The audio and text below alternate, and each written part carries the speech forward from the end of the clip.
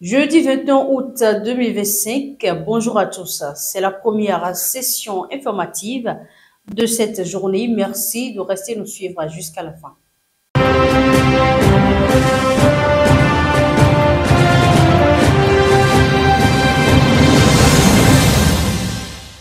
Les formations au plan sécuritaire en Afrique de l'Ouest ouvrent cette édition. Les filiales du groupe djihadiste Al-Qaïda ont encore frappé au Mali. Le mardi 19 août dernier, des assauts simultanés ont ciblé les positions de l'armée malienne à Farabougou et Biriki-Wéré dans la région de Ségou au centre du pays. Le groupe de soutien à l'islam et aux musulmans JNIM affilié à l'Al-Qaïda a revendiqué ces attaques. Selon des sources locales, plusieurs militaires et civils auraient perdu la vie. Selon des sources locales, plusieurs militaires et civils auraient perdu la vie, bien qu'aucun bilan officiel n'ait encore été publié. À Farabougou, après l'assaut contre la base militaire, le village a été pris pour cible, entraînant la mort d'au moins 6 habitants, des enlèvements et l'incendie partiel de la localité.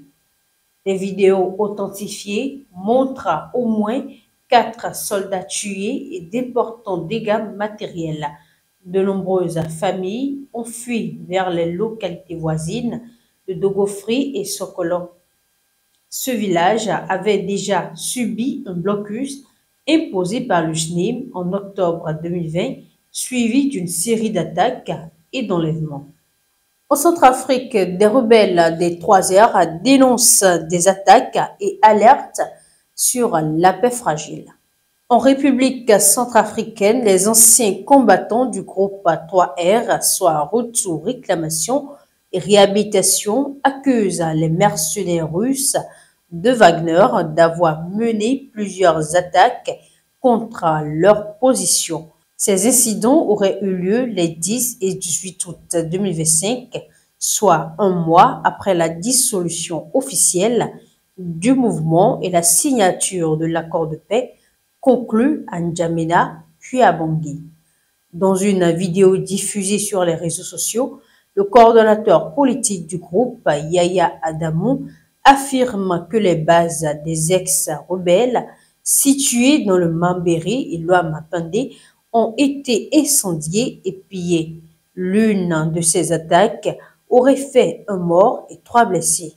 Les ex-combattants préviennent que ces agressions pourraient compromettre le processus de désarmement et de réintégration engagé depuis juillet. Ils appellent le gouvernement et les garants de l'accord à intervenir rapidement pour éviter une reprise des hostilités. Le gouvernement centrafricain, quant à lui, a indiqué qu'il réagirait ultérieurement. Toujours dans l'actualité du jour, Washington renforce ses sanctions contre la Cour pénale internationale. L'Israël applaudit pendant que Paris s'indigne. Les États-Unis ont imposé de nouvelles sanctions à 4 magistrats de la Cour pénale internationale, soit 2 juges et 2 procureurs originaires du Canada, de France, des Fidji et du Sénégal, pour leur implication dans des enquêtes visant des ressortissants américains et israéliens sans leur consentement. Ces mesures incluent l'interdiction d'entrer aux États-Unis et le gel des avoirs éventuels. Washington reproche à la CPI d'avoir engagé des poursuites pour crimes de guerre présumés contre des soldats américains en Afghanistan et délivrer des mandats d'arrêt contre le premier ministre israélien Benjamin Netanyahu et son ancien ministre de la Défense Yoav Gallant dans le cadre de la guerre à Gaza.